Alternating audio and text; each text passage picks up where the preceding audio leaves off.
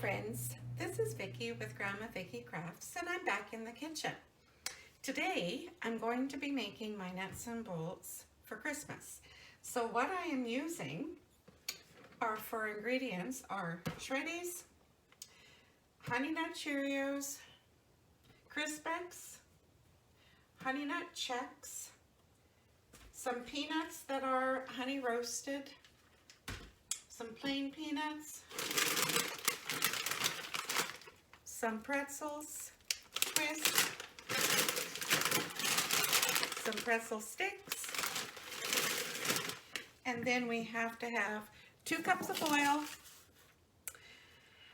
and 2 tablespoons of Worcestershire sauce, 1 tablespoon of garlic salt, and 1 tablespoon of seasoned salt.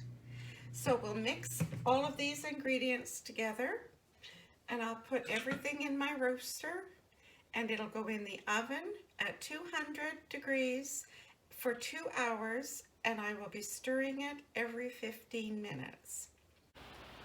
So I've added the whole box of the Honey Nut Chex cereal.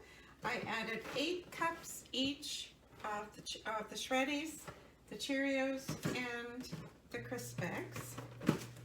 I added my pretzels, both kinds of my pretzels, and I've added all of the peanuts. And in my 2-cup measuring cup, I have got my oil, my Worcestershire sauce, my garlic salt, and my seasoned salt. And I will pour this over my mixture here in my roaster.